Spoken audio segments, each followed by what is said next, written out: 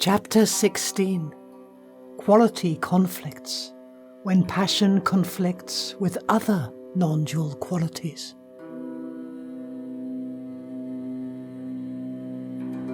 Against stupidity the very gods themselves contend in vain. Friedrich Schiller.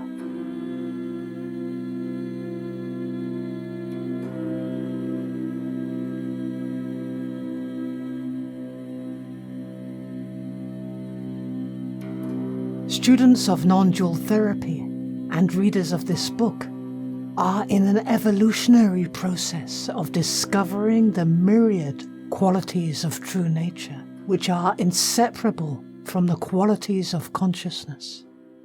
As we explored in the introduction, these qualities are abundant, unconditioned, timeless, and infinite. They never get lost and can never be injured. All that happens is that our connection with them changes to denser forms. For example, our connection with purity shows up as the frozen purity, which is shame, or our connection with freedom shows up as the frozen freedom, which is slavery. The quality was never lost. It just became contracted, and it is waiting to decontract. When our consciousness touches this energetic contraction, we sense the suffering of the manifest quality. For example, when we become conscious of guilt, we begin to suffer our innocence. This suffering of innocence can only be sensed because of the pure innocence within the consciousness. Only innocence can sense guilt.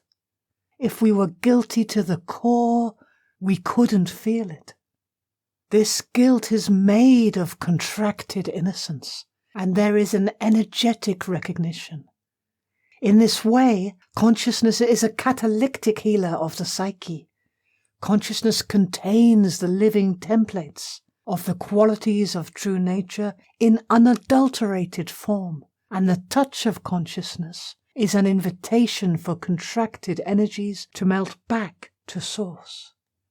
In the words of quantum physicist David Bohm, universe consists of frozen light. Within the unified field there is creation, and creation is a process of differentiation in which the implicit field of infinite possibility becomes explicit. A core dimension of differentiation is that in which we sense the non-dual qualities, or qualities of true nature. These include powerful energies such as love, peace, freedom, care, and purity.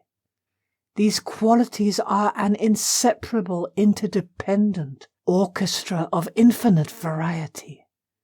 In naturalness, each quality is a portal to a dimension in which all the rest live. There is a vast harmony and ultimately one recognizable, potent, all-powerful, all-inclusive sweetness that defies definition but is called by the Buddhists metta, often translated as loving kindness.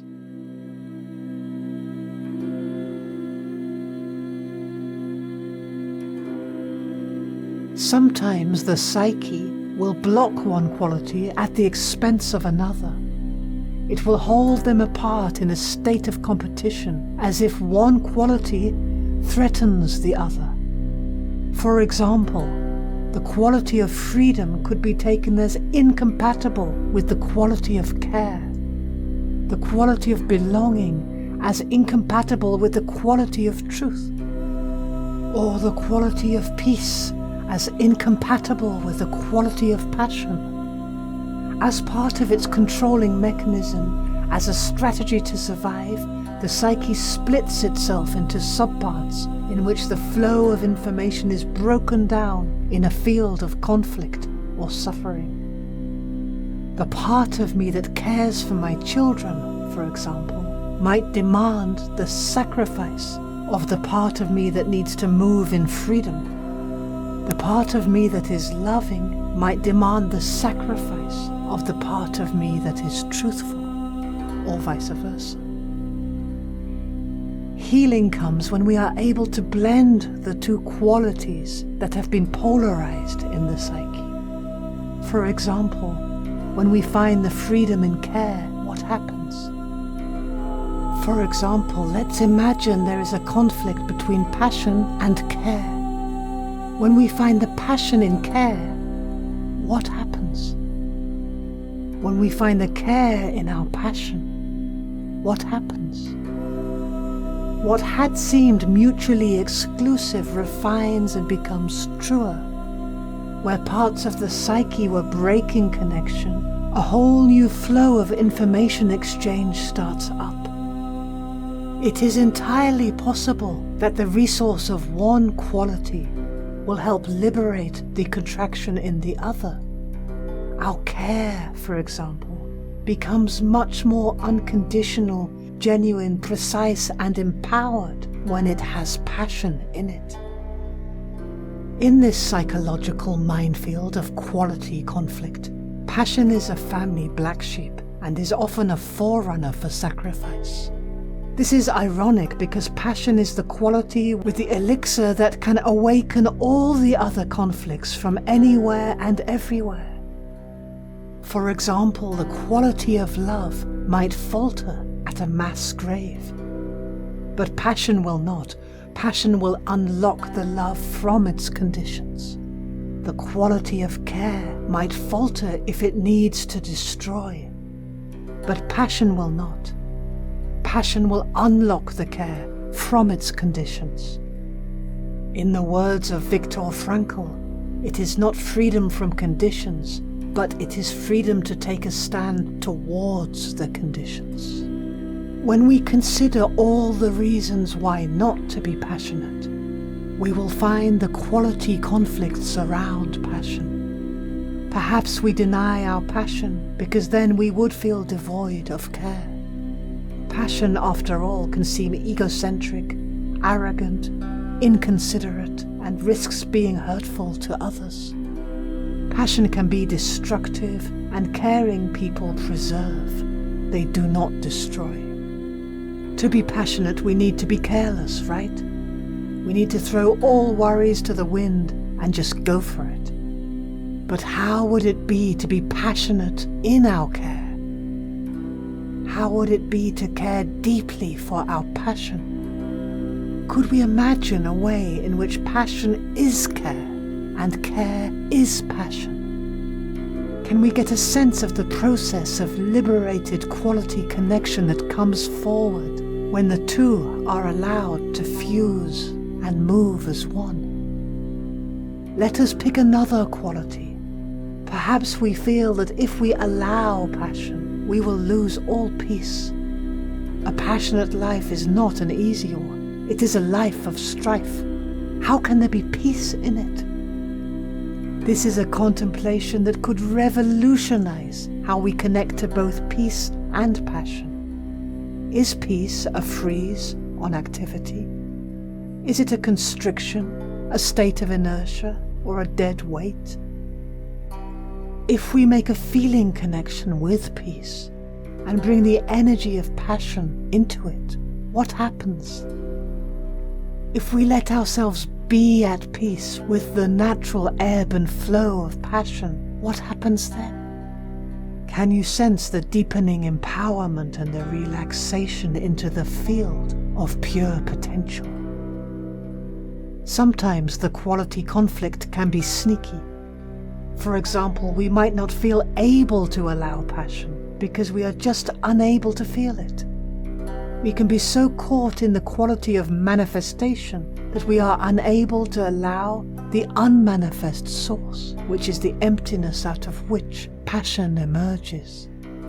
We make manifestation a condition of passion. In a way, we want the pudding to be proved before it is tasted.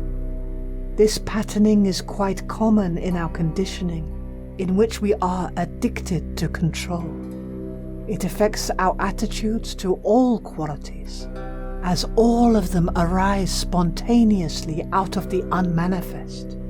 So often this controlling pattern means we want to know the way we are traveling before we have walked it. We want to know the way we will feel before we will feel it. We want to know that which is unknown before we will know it. We want to get a grip on the manifest form before we will allow the manifestation.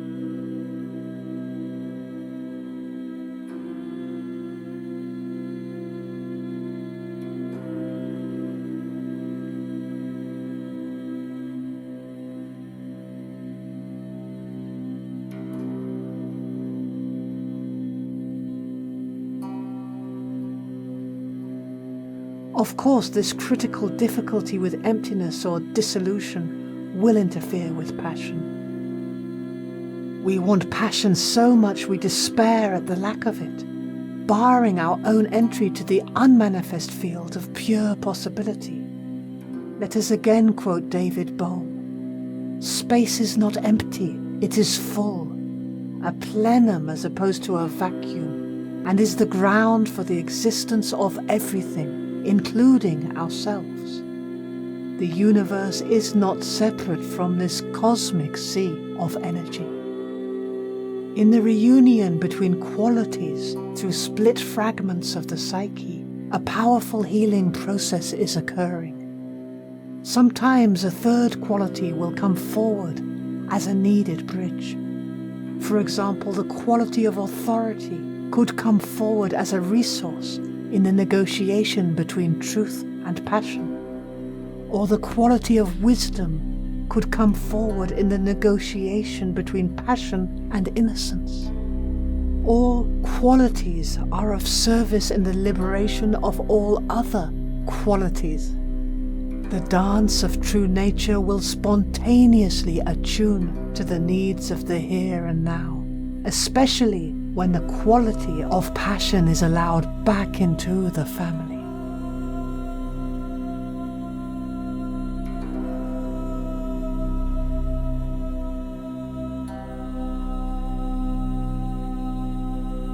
What qualities appear on your horizon as obstructions when you consider the transmission of passion through your body, heart, and mind?